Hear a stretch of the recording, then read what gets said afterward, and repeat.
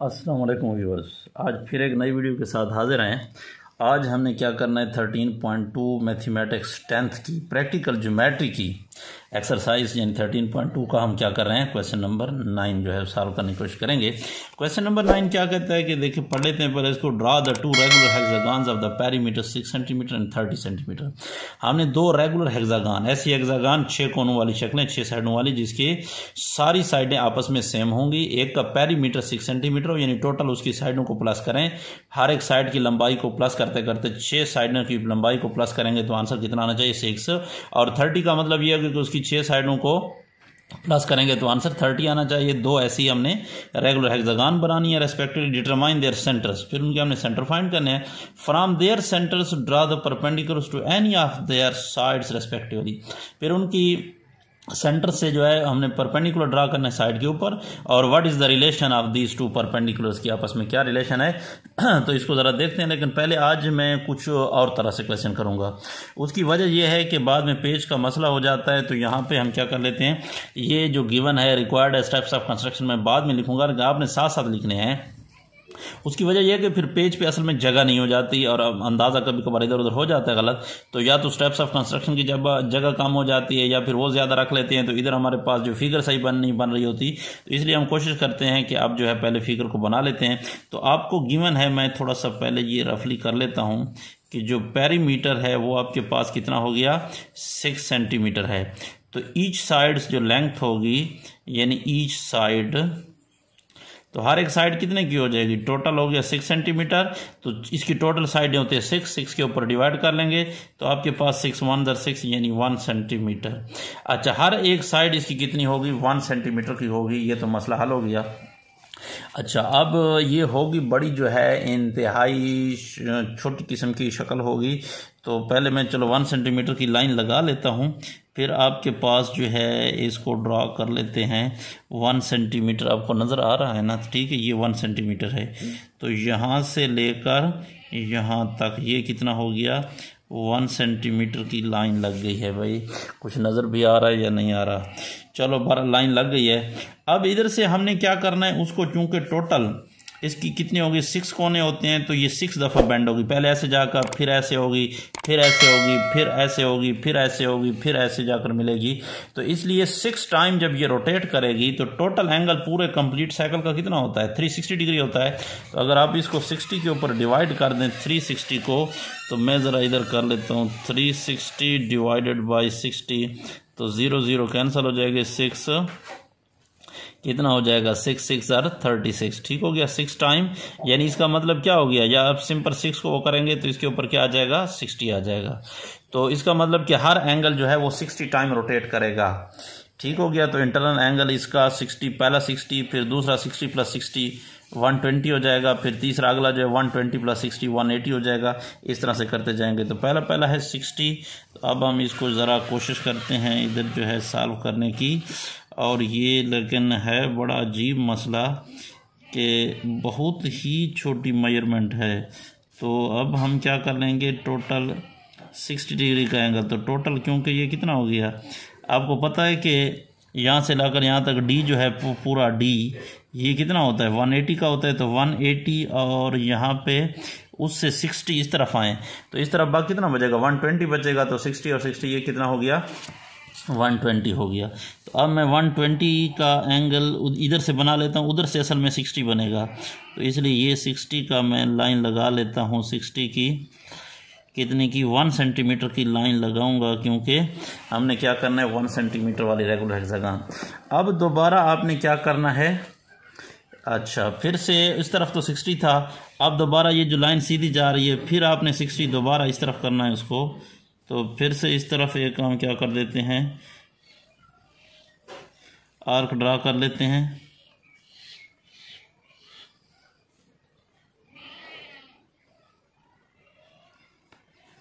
ठीक हो गया।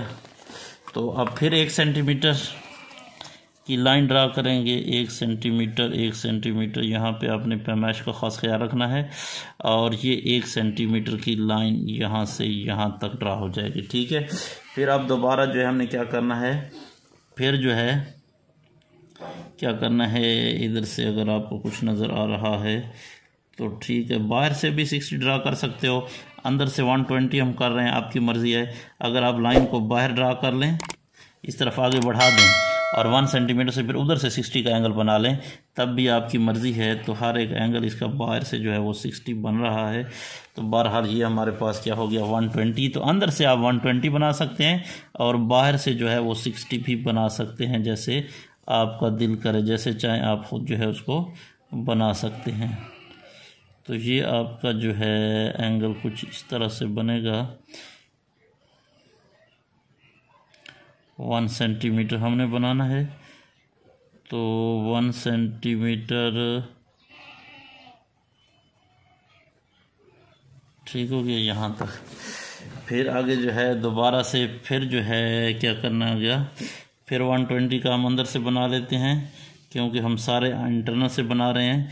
तो आप बाहर से भी बना सकते हो 60 का, लेकिन बाहर वाली बात ये है कि कैसे बनाएंगे। तो आपने क्या करना है, इस लाइन को आगे बढ़ा देना है। अगर आपको फिर भी कोई मसला हो तो आप कमेंट सेशन में जाकर बिल्कुल अब कह सकते हैं, फिर मैं आपको बाहर से भी बना कर दे दूँगा। तो फिर 1 सेंटीमीटर जो है यहाँ से हम दोबारा जो है इसकी कोशिश करते हैं, ठीक है। और ये 1 सेंटीमीटर हो गया। और अब जो है सिंपली आप 1 सेंटीमीटर की जगह रहती है, तो इसको आपने क्या करना है, सिंपली आपस में मिला देना है। तो ये आपके पास रेगुलर हेक्सागन ड्रा हो गई है। पेरीमीटर देखो 1 सेंटीमीटर की, यानी एक साइड 1 सेंटीमीटर +1 2 +1 3 +1 4 +1 5 +1 6 सेंटीमीटर। तो ऐसी रेगुलर हेक्सागन ड्रा कर ली। आपको कुछ नज़र आ रहा है जिसकी क्या हो गई, हर एक साइड 1 सेंटीमीटर है और उसका पेरीमीटर मीन टोटल उसकी जो बाउंड्री है उसको अगर आप प्लस करें तो टोटल कितने बनेगी 6 सेंटीमीटर। अच्छा, ये ड्रा हो गई है। अब दूसरी भी हमने ड्रा करनी है। तो साथ में मसला इसी का था जो मुझे थोड़ा सा अजीब लग रहा था, क्योंकि पैमाइश की छोटी है। तो नेक्स्ट वाली जो हमारे पास है अगली का, ये तो हमारे पास हो गया फर्स्ट के लिए। तो अब जो हमारे पास सेकंड थी, सेकंड का पेरीमीटर आपको पता है कितना आपको गिवन है। तो क्वेश्चन में देखें तो उसका पेरीमीटर है 30 सेंटीमीटर। तो 30 सेंटीमीटर और ईच साइड उसकी कितनी बनेगी, क्योंकि ये है regular hexagon. Regular hexagon means all side same, और टोटल साइड है 1 2 3 4 5 6। हेक्सा मीन 6 होता है। तो आप 30 के ऊपर क्या कर लें, 6 को डिवाइड कर लें, तो 6 5 ज़ार 30, यानी आपके पास 5 सेंटीमीटर।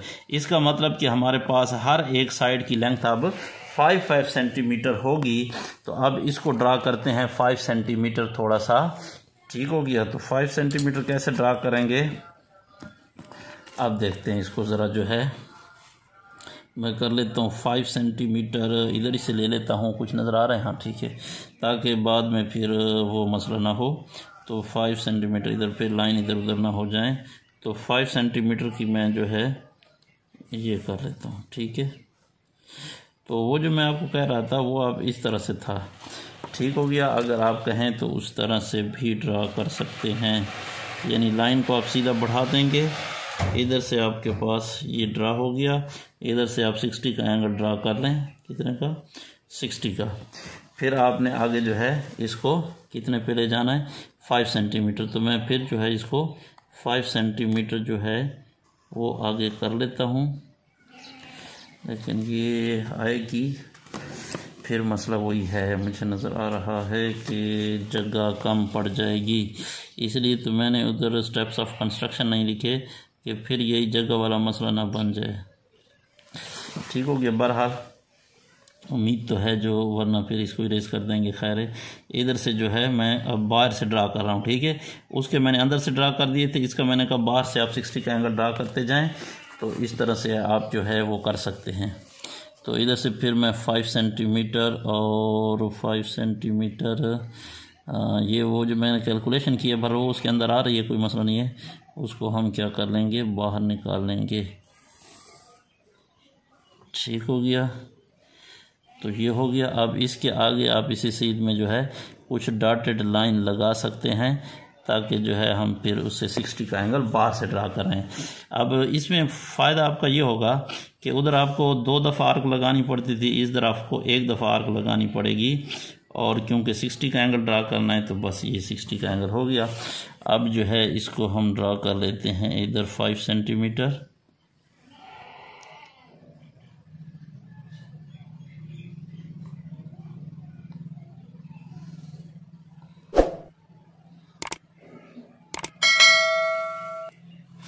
ठीक हो गया। तो ये 5 सेंटीमीटर।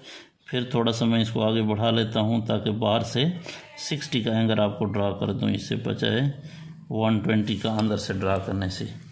तो इधर से दोबारा से मैं क्या कर देता हूँ, 60 का एंगल ड्रा कर दूँगा। इधर से रख कर ये वाली जगह जो पॉइंट ऑफ इंटरसेक्शन है, इससे मैं आपको 60 का एंगल हो गया। अच्छा, इसको मैं पहले काम कर देता हूँ, इरेज कर देता हूँ, ताकि आप जो है इसमें फिर कन्फ्यूजन का शिकार ना हो कि ये क्या हो गया भाई। ठीक हो गया ना। अब ये करो कि ये हो जाए कहीं। ठीक हो गया। तो 60 का एंगल हमें दोबारा ड्रा करना पड़ेगा क्योंकि वो इरेज हो गया साथ। ठीक हो गया। तो पेरीमीटर में जो निकाला था, कैलकुलेशन की थी, वो जगह से में इसके अंदर आ गई है। तो अब जो है दोबारा 5 सेंटीमीटर, फिर मैं इसको ले लेता हूँ 5 सेंटीमीटर। ये 5 सेंटीमीटर हो गया यहाँ से। ठीक हो गया। यहाँ से लेकर यहाँ तक ये 5। अब आपने सिंपली इसको मिला देना, ये 5 सेंटीमीटर हो जाएगा। अच्छा, इसमें मामूली सा फ़र्क आ सकता है, किसकी वजह से, थोड़ा सा इधर एंगल की वजह से। ठीक हो गया। तो 12 regular hexagon of the perimeter कितना हो गया इसका, 30 सेंटीमीटर पेरीमीटर, यानी हर एक साइड जो है इसकी, ये हर एक साइड कितनी हो गई 5 सेंटीमीटर की, और इसकी हर एक साइड कितनी हो गई 1 सेंटीमीटर की। ये हमने रेगुलर हेक्सागन ड्रा कर ली है।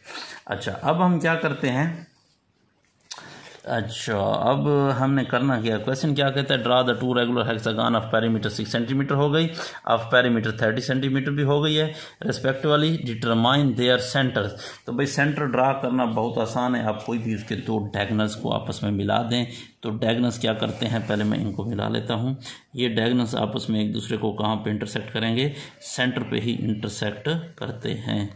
तो मैंने इसको जो है क्या कर देते हैं, इसका नाम जो है, पहले इसका मैं नाम दे देता हूँ आपको, ABCDEF, और इसका नाम फिर मैं लिख देता हूँ GHIJKL। अच्छा, अब मैंने क्या कर दिया, एक डायगोनल ड्रा कर दिया GJ और HK। तो ये हो जाएगा उसका HK।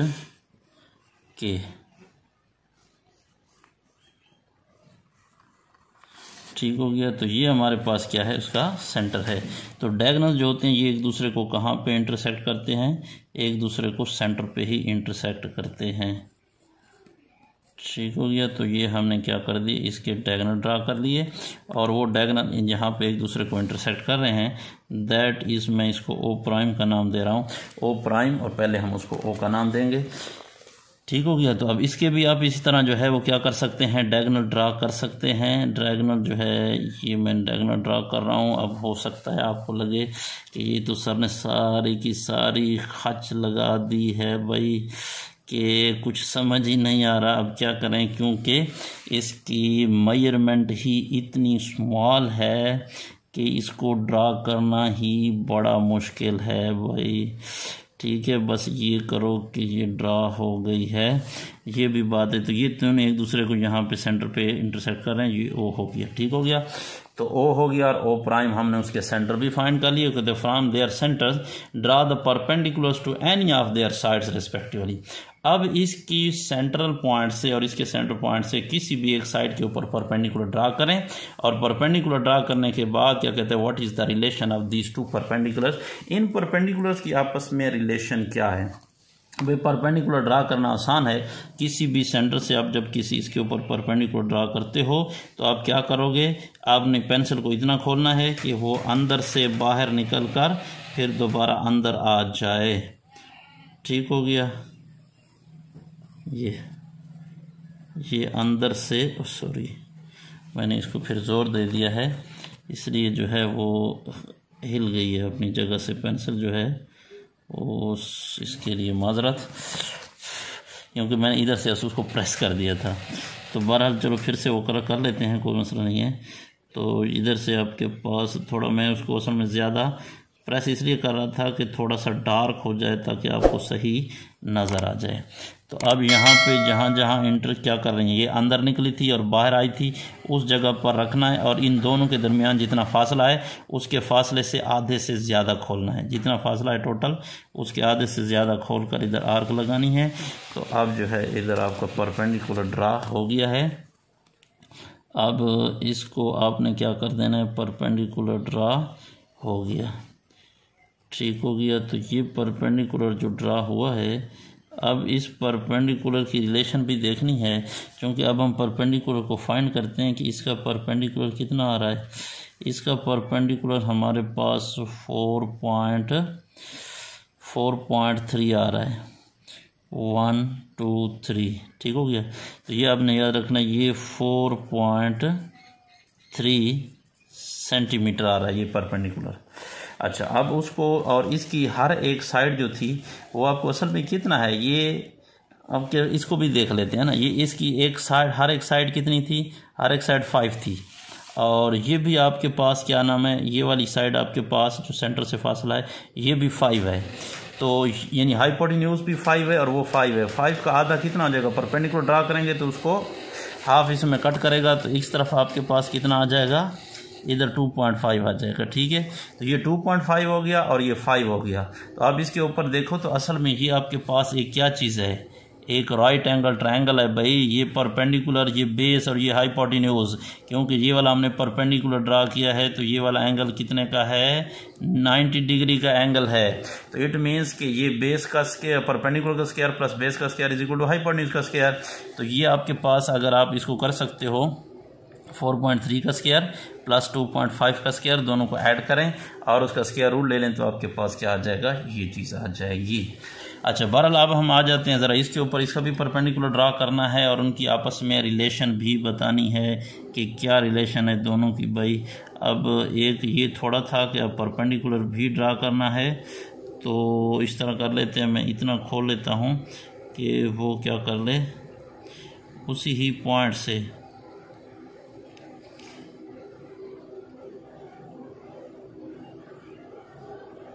ठीक हो गया।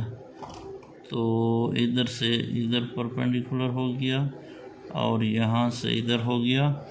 सेम टू सेम वही तरीका जिस तरह हम परपेंडिकुलर ड्रा करते हैं, सेंटर पे रखकर कंपास को इतना खोलना है कि अंदर से बाहर निकल कर दोबारा अंदर आ जाए, और फिर इस और इसके दरमियान में जितना ये यानी बाहर निकलने और अंदर आने वाले जो कट पॉइंट्स हैं उनके दरमियान जितना फासला है कंपास को उसके आधे से ज़्यादा खोलकर एक साइड पे रख कर आर्क लगानी है, फिर दूसरे एंड पे रख कर आर्क लगानी है। जहाँ इंटरसेक्ट करते हैं उसी को आप सेंटर के साथ मिला दें तो ये आपके पास क्या नाम है, परपेंडिकुलर ड्रा हो गया है।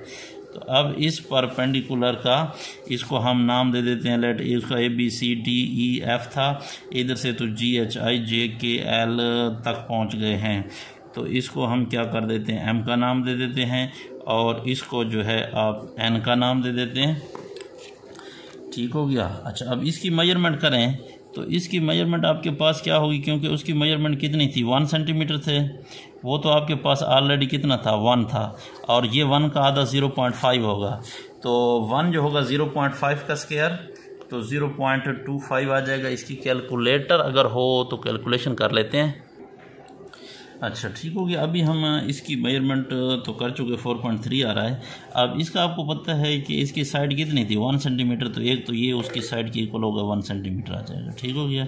तो ये 1 सेंटीमीटर आ गया, और ये जो परपेंडिकुलर होता है उस साइड को क्या कर रहा था, इसको हाफ हाफ कर रहा था, तो 1 का हाफ ये 0.5 आ जाएगा इस तरह, तो वो 0.5 है। तो आप देखो ये हमारे पास असल में क्या बन गई है, एक यानी इसको देख दें या आप उसको देख लें, ये जैसे हमने पीछे एक क्या क्या था, जो एरिया फाइंड किया था क्वेश्चन नंबर 8 का, तो ये एक राइट एंगल ट्रायंगल बनती है। तो इस राइट एंगल ट्रायंगल का आपको पता है कि आप इसको वेरीफाई भी कर सकते हो, जैसे अभी मैं अगर आप कहें तो इसको जो है वेरीफाई कर सकते हैं आप।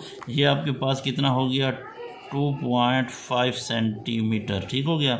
हाफ का रहा था 4.3, और ये है तो आपके पास साइड के इक्वल होते हैं सेंटर से, जो साइड है जितनी उसकी एक साइड होगी ये सेंटर का फासला भी वही होता है।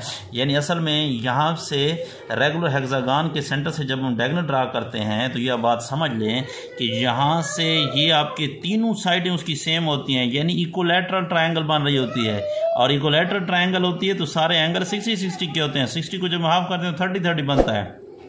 तो जब 30 बनाएंगे तो आगे क्या हो जाएगा, तो जो एंगल सेम होते हैं उनकी सामने वाली साइड भी अपोजिट सेम होती है, लिहाजा ये साइड भी दोनों सेम होंगी, 2.5 और 2.5 होंगी। अच्छा चलो इधर मैं आपको साइड पे कर देता हूँ। उसका जो परपेंडिकुलर होगा, यानी ये जो हमने परपेंडिकुलर ड्रा किया है, ठीक हो गया, मैं परपेंडिकुलर को P लिख रहा हूँ, इज इक्वल टू उसका बेस का स्क्वायर, तो इसकी बेस होगी हाफ, यानी आपके पास 0.5 का स्क्वायर प्लस पैथागोरस थ्योरम लगा रहा हूँ, प्लस उसकी हाइपोटेन्यूज तो हो गया, अच्छा सॉरी इसके लिए हाइपोटेन्यूज जो है वो कम हो गया है परपेंडिकुलर, तो फिर पहले खैर है परपेंडिकुलर चलो लिख लेते हैं, परपेंडिकुलर इधर तो हाइपोटेन्यूज का स्क्वायर माइनस जो है वो बेस का स्क्वायर होगा, तो हाइपोटेन्यूज आपके पास 0.5 नहीं है बल्कि 1 है कंप्लीट, ठीक हो गया। ये फार्मूले वैसे आपने मेजर करना है, वैसे मैं आपको बता रहा हूँ, 1 का स्क्वायर यानी हाइपोटेन्यूज का स्क्वायर माइनस बेस का, तो बेस आपके पास क्या है 0.5 का स्क्वायर, तो ये आपके पास क्या हो जाएगा P का स्क्वायर, यानी परपेंडिकुलर का 1 का स्क्वायर 1 होता है, 0.5 का स्क्वायर 0.25 हो जाएगा। फिर आप क्या करेंगे, P का स्क्वायर 1 से निकालें, माइनस करें तो 0.75 आता है। फिर इसका स्क्वायर रूट लेंगे स्क्वायर को ख़त्म करने के लिए, तो इसका स्क्वायर रूट कैंसिल, यानी परपेंडिकुलर आपके पास कितना आ जाएगा, इसका आ जाएगा 0.8 से थोड़ा सा ज़्यादा 86 आ जाएगा, ठीक है। अभी हम इसको वेरीफाई भी कर लेते हैं इधर से क्या वाकई इस तरह से आ रहा है। तो इधर अगर आप देखें तो ये वाली परपेंडिकुलर के ऊपर मैंने 0 को रखा हुआ है, और 0 और यहाँ पे देखें आपको नज़र आ रहा है कि ये कौन सी साइड हो गया, 1 मिनट हिल जाता है थोड़ा सा, ये 8 हो गया, और 8 9 और ये 10 पे पूरा 1 हो जाता है, तो ये 8 और 9 के तकरीबन दरमियान से मामूली सा 9 की तरफ है, इसलिए इसको 8.6 आ रहा है। अगर दरमियान में होता तो 8.5 था, ठीक हो गया। तो ये 8.6 सेंटीमीटर आ गया, यानी ये आपके पास क्या हो गया, परपेंडिकुलर आ गया। अच्छा इसको भी आप इसी तरह सेम जो है सॉल्व कर सकते हैं। देखो ये परपेंडिकुलर हो गया, ये बेस हो गया, ये हाइपोटेन्यूज हो गया, तो हाइपोटेन्यूज का स्क्वायर यानी इसका भी मैं आपको कहें तो सॉल्व पे कर देता हूँ इसका, यानी परपेंडिकुलर का स्क्वायर जो होगा इज इक्वल टू हाइपोटेन्यूज का स्क्वायर यानी 5 का स्क्वायर माइनस हो जाएगा बेस का स्क्वायर, तो बेस इसकी है 2.5 का स्क्वायर, तो ये हो जाएगा 5 25 माइनस 6.25 हो जाएगा, और 6.25 जो है आपके पास P का स्क्वायर इज इक्वल टू, इधर कितना आ जाएगा 25 से 6.25 माइनस करें तो ये आपके पास 18.75 आ जाएगा। फिर taking square root on both side square को ख़त्म करने के लिए, तो इधर आपके पास जो परपेंडिकुलर आ रहा है वो कितना बन रहा है, जिधर है ना तो 4 पॉइंट यहाँ पे आपके पास 3 सेंटीमीटर, ठीक हो गया। तो अब यहाँ से भी आपको फार्मूले से भी बिल्कुल वेरीफाई हो गया है कि वाकई वो पैमाइश यही है जो हमने निकाली हुई बिल्कुल एग्जैक्ट हो गई। तो बाल चूँकि अब हमारे यहाँ तो क्या है मिलीमीटर से और छोटे निशान हैं नहीं, लिहाजा हम जो है उसको 4.3 तक ही लिखेंगे, ये तो फार्मूले के मुताबिक वो आपको एनालिटिकल वैल्यू देगा। तो बहरहाल अब आ जाते हैं स्टेप्स ऑफ कंस्ट्रक्शन की तरफ। तो स्टेप्स ऑफ कंस्ट्रक्शन में पहले हमें गिवन है, तो गिवन क्या चीज़ है, B draw the 2 regular hexagon of the perimeter 6 centimetre and 30 centimetre respectively. हमारे पास क्या है 2 hexagon with perimeters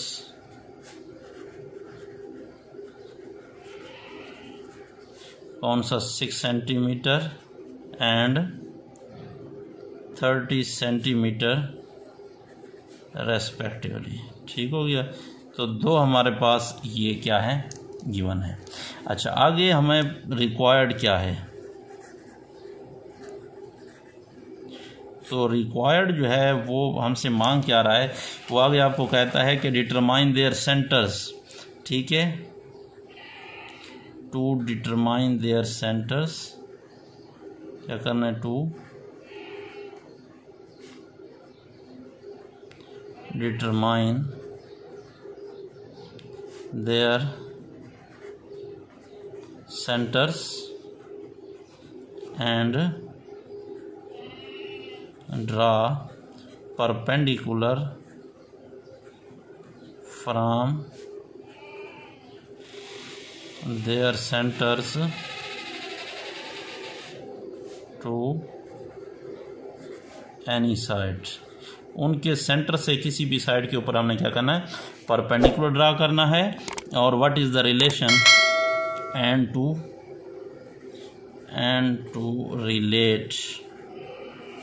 relate the perpendiculars. ठीक है, अब उन परपेंडिकुलर को हमने क्या करना है, रिलेट करना है, यानी उनकी रिलेशन फाइंड करनी है। ठीक हो गया।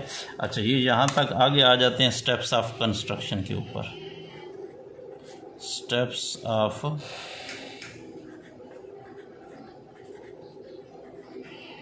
Construction.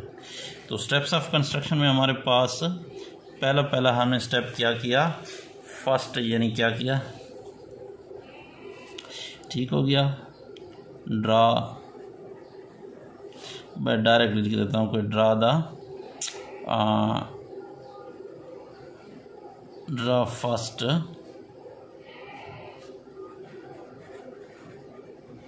Regular hexagon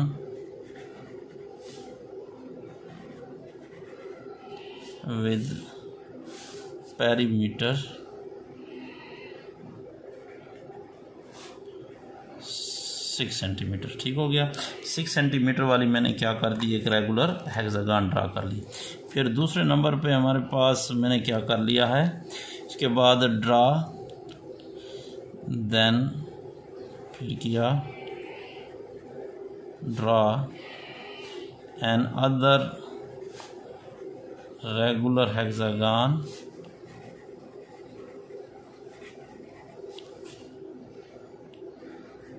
of perimeter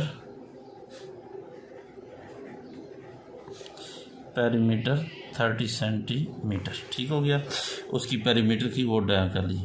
फिर मैंने आगे क्या किया, फाइंड सेंटर फाइंड करने के लिए क्या किया, draw the diagonals of the first hexagon, draw the diagonals, कौन कौन से डायगोनल्स इसके हो जाएंगे आपके पास, AD या DA की बात है, BE और FC, BE and FC, draw the diagonals इतने ऑफ फर्स्ट हेक्सागन, कौन सी थी फर्स्ट, ABCDEF। ठीक हो, EF तक हैं, इसके मैंने क्या कर दिए, डायगोनल्स ड्रा कर दिए। फिर मैंने क्या कर दिया, इसके डायगोनल ड्रा कर दिए, दोनों को साइड बाय साइड हम साथ साथ चला रहे हैं। अब क्या करते हैं, also draw the diagonals, also draw the diagonals, कौन से डायगोनल्स हैं इसके, इसका जी से हमने जी जे और एच के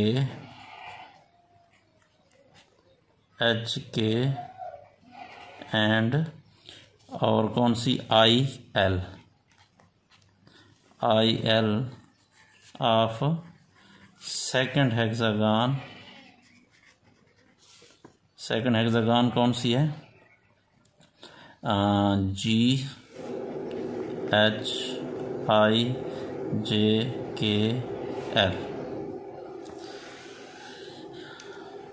फिर क्या करते आगे, अच्छा नज़र आ रहा है यहाँ पे, ठीक है। अच्छा, आगे क्या किया, हमारे पास ये जो सारे डायगोनल्स थे, यानी all the diagonals of the first hexagon intersect each other at point O, all the diagonals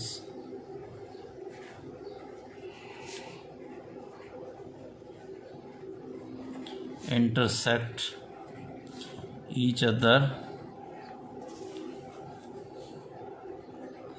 at point O, which is the center of first hexagon, O which is the required center, which is the required center of first hexagon and O prime is the center of second hexagon,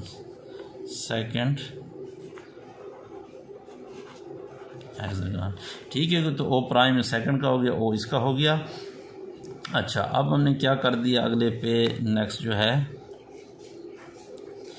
next मैंने perpendicular draw किए। Draw the perpendiculars O M, ठीक है, on the side E F of the first hexagon. Draw the क्या है इसको मैं कहते हैं O M perpendicular to E F, ठीक हो गया। बस शॉर्टकट करते हैं एंड दूसरी को भी साथ लिख लेता हूँ, ओ प्राइम एन परपेंडिकुलर टू आई जे,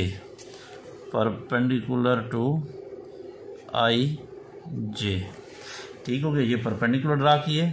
अच्छा, यहाँ तक कंप्लीट हो गया। Draw the two regular hexagon भी ड्रा हो गई, पेरीमीटर 630 वाले हो गए रेस्पेक्टिवली। डिटरमाइन देयर सेंटर भी मालूम कर लिए हम दोनों के। From their centre draw the perpendicular to any of the sides, perpendicular भी ड्रा कर लिए रेस्पेक्टिवली। और what is the relation of these two perpendiculars. अब इन परपेंडिकुलर्स की हमने क्या करनी है, रिलेशन को देखना है कि इनके आपस में क्या रिलेशन बन रही है।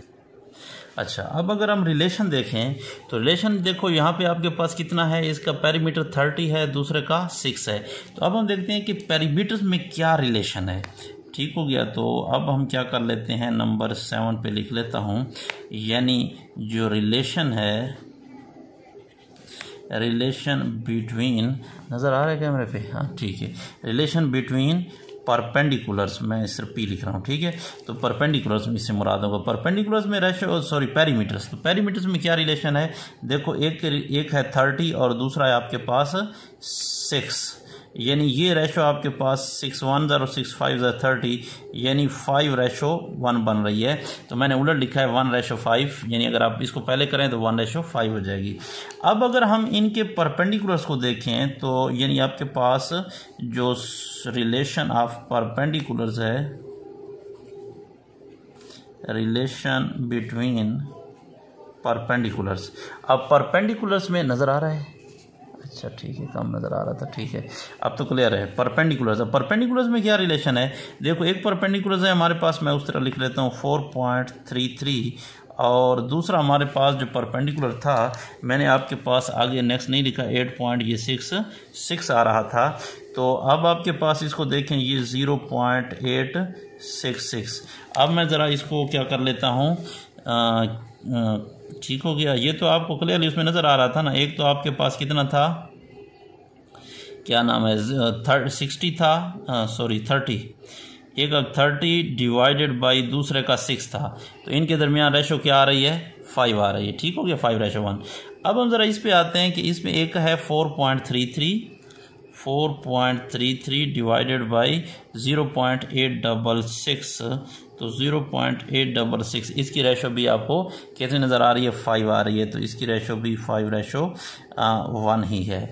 यानी इट मीन्स के परपेंडिकुलर्स में सेम वही रेशो है जो उनके पेरीमीटर्स के अंदर रेशो है। क्लियर हो गया, यहाँ तक उम्मीद है आपको क्लियर समझ आ रही होगी, लेकिन वीडियो काफ़ी ज़्यादा लंबी हो गई है। बहरहाल एक ही क्वेश्चन इस एक्सरसाइज का रहता है, उसको इंशाल्लाह डिटेल के साथ सॉल्व करेंगे। तो अभी तक अगर आपने चैनल को सब्सक्राइब नहीं किया तो जल्दी से चैनल को सब्सक्राइब कर लें और बेल आइकन को भी ऑल को सेलेक्ट कर लें, ताकि हमारी हर नई वीडियो आप तक बर वक्त पहुँचती रहे। तब तक देखते रहें इल्मी लोग। अल्लाह हाफिज़। अच्छा, क्वेश्चन नंबर 10 को भी इसी के साथ सॉल्व कर लेते हैं। क्वेश्चन नंबर 10 क्या कहता है कि can you construct the square whose area equals the area of the given circle। क्या ऐसा आप कोई क्या नाम है स्क्वायर बना सकते हो जिसका एरिया जो है वो स्क्वायर के एरिया के इक्वल हो। देखो आपको पता है कि आपके पास जो क्या नाम है स्क्वायर होती है उसका चारों साइड इक्वल होती है। मैं वैसे रफ बना लेता हूँ, ठीक हो गया, यानी आपके पास समझाने के लिए जस्ट, ठीक हो गया, आपने वो नहीं करना महसूस की। अगर इसकी एक साइड लेंथ है एल है तो दूसरी भी एल होगी, तीसरी भी एल होगी, चौथी भी एल होगी, ठीक हो गया। और बाकी हो गया आपके पास इसके इक्वल हमने क्या करना है, वो कहते हैं इस तरह का कोई सर्कल भी ड्रा कर सकते हो जिसका एरिया इसके एरिया के इक्वल आ जाए। तो अब बताने का मकसद ये है कि ये सेंटर से उसका क्या होता है, रेडियस होता है, और इस सर्कल के जो एरिया का जो फार्मूला है हमारे पास वो होता है area is equal to pi r square. और पाई आपको पता है कि पाई जो है वो 22/7, या अगर आप इसको कैलकुलेट करें तो इसकी वैल्यू आपके पास क्या आ रही है पता है? इसको ज़रा मैं आपको इससे करके दिखा देता हूँ। तो ये आ जाएगा 22/7, 3.14 तो आप लिखते रहते हैं ना, वो अलग बात है। अब अगर आप इसको देखें तो इसकी वैल्यू आपके पास आ रही है 3.1428 57142 अप टू 1। अब 500 हिस्सों तक साइंटिस्ट को ले गए हैं, पॉइंट के बाद 500 डिजिट्स लगाए हैं, फिर भी ये डिवाइड नहीं हो रहा कंप्लीटली। ठीक हो गया। इट मीन्स कि ये हमारे पास एक इरेशनल नंबर है, ये हमारे पास क्या है, नॉन टर्मिनेटिंग है। जबकि ये आपके पास इसका जो एरिया होता है स्क्वायर का, वो लेंथ मल्टीप्लाई लेंथ, यानी इसका area of the square is equal to l का स्क्वायर हो गया।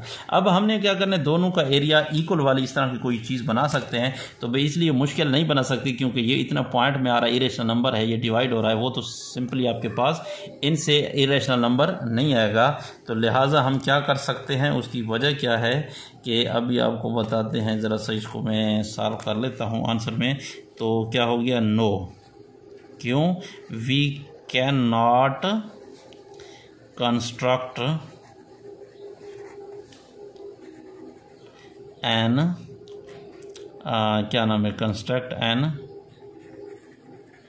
इक्वल एरिया, क्या चीज़, equal area square to the circle, because. अब क्यों नहीं कर सकते? देखो हमें पता है कि अगर हम इसको इक्वल करें कि area of square is equal to area of circle, दोनों का एरिया इक्वल। स्क्वायर का एरिया का हमें पता है कि लेंथ मल्टीप्लाई लेंथ होता है, और इसका एरिया आपको पता है पाई आर स्क्वायर होता है। तो ये आपके पास लेंथ हो जाएगा एल स्क्वायर, और ये आपके पास क्या हो जाएगा, पाई आर स्क्वायर हो जाएगा।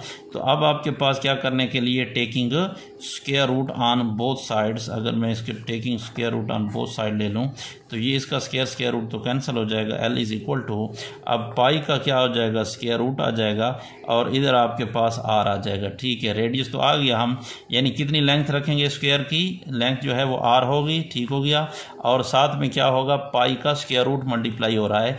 तो अब इसके इक्वल लेंथ हम कैसे निकालेंगे, पाई का स्क्वायर रूट निकालें अगर, तो हमारे पास क्या आता है, ये तो ऑलरेडी मैंने आपके साथ वो किया हुआ है, इसको फिर मैं कर लेता हूँ कि स्क्वायर रूट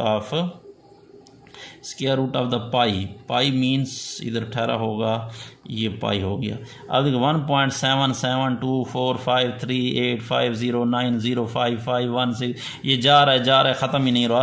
तो बिल्कुल इक्वल एरिया, चूँकि इसलिए हमारे पास जो स्क्वायर रूट ऑफ पाई है, ये चूँकि एग्जैक्ट नंबर हमारे पास नहीं आ रहा, इसलिए हम इस तरह का जो है इक्वल एरिया वाले दोनों आपस में ड्रॉ नहीं कर सकते। ठीक हो गया। यहाँ तक एक्सरसाइज कंप्लीट हुई। देखते रहें इल्मी लोग। अल्लाह हाफ़िज़।